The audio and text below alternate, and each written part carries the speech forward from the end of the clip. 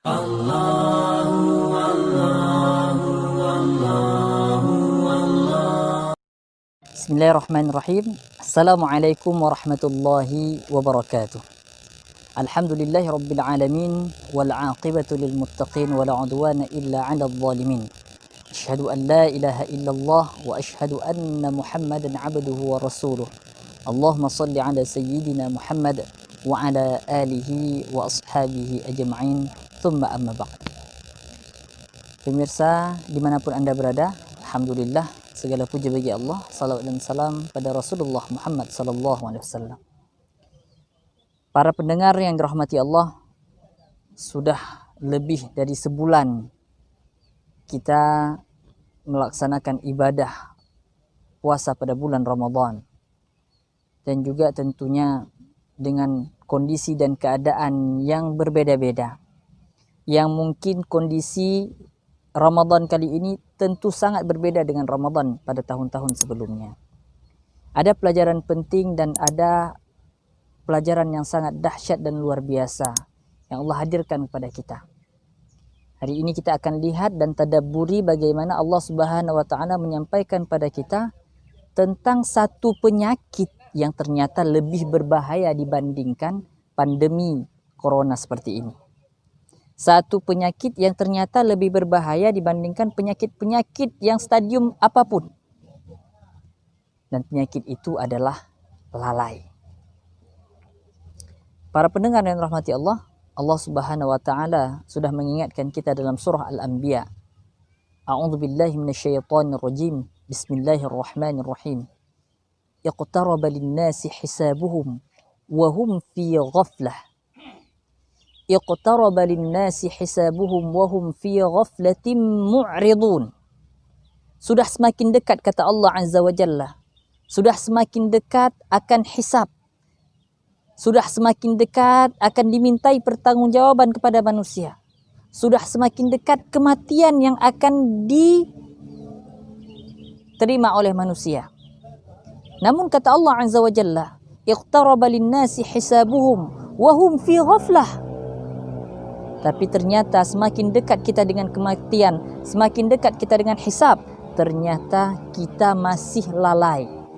Allah katakan wahum fi ghaflatin mu'ridun. Tidak sekedar lalai, tapi kita juga berpaling dari apa yang telah Allah sampaikan kepada kita.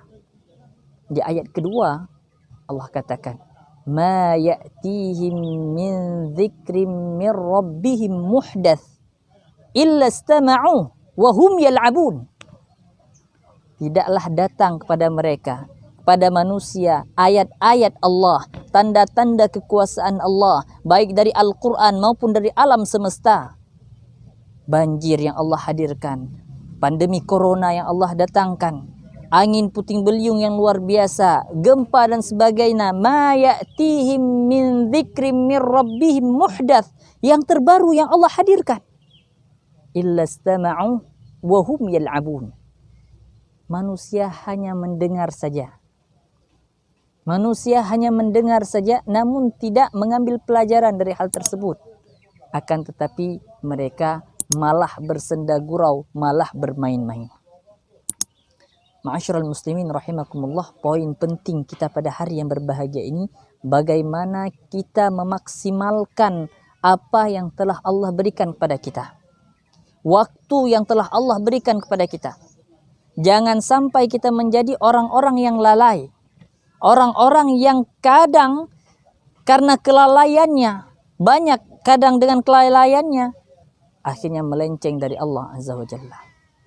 Penyakit lalai ini, Rasulullah SAW dalam sebuah sabdanya mengatakan, Yaghtanim khamsan qabla khamsin. Manfaatkan, maksimalkan kesempatan yang 5 sebelum datang yang 5.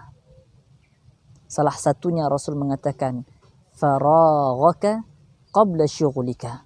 Waktu luangmu sebelum datang waktu sibukmu. Maka ma'asyiral muslimin dimanapun Anda berada, di tengah pandemi corona seperti ini, yang mudah-mudahan kita berdoa pada Allah Azza wa Jalla agar ini berakhir. Di saat waktu kita luang luar biasa, maksimalkan hal-hal tersebut. Mungkin hari-hari ini selama sebelum corona kita mungkin sibuk dengan kegiatan-kegiatan kita di luar sana, di kantor, di perusahaan, dimanapun. Namun mungkin efek corona ini, salah satu positifnya kita bisa lebih banyak berkumpul bersama keluarga, lebih bisa melihat bagaimana perkembangan anak-anak kita, lebih mengetahui bagaimana keadaan rumah kita. Maka Allah dengan sangat terpaksa mungkin dengan hadirnya corona ini adalah menyebabkan kita bisa lebih banyak di rumah dan memantau perkembangan istri kita, anak-anak, keluarga dan sebagainya. Bahkan mungkin kita tidak pernah dengan lingkungan kita, dengan masyarakat mungkin jarang kita bertemu dan bertatap muka. Karena corona ini ternyata kita mampu bertatap muka dengan mereka semuanya. Dan mudah-mudahan setelah corona berlalu, Allah Subhanahu wa taala akan membuat bumi ini lebih indah kembali, lebih indah dan lebih nyaman untuk ditempati. Dan mudah-mudahan kita tidak lupa bahwasanya ada tempat persinggahan yang utama. Ini tempat persinggahan sementara. Ada tempat persinggahan yang utama yang kita akan kekal abadi di sana, dan itulah kampung akhirat kita. Bersiaplah menuju kampung akhirat kita. Aqulu qawli hadza wa astaghfirullahal azim li wa lakum. Subhanakallahumma wa bihamdika asyhadu an la ilaha illa anta astaghfiruka wa atubu ilaik. Assalamualaikum warahmatullahi wabarakatuh.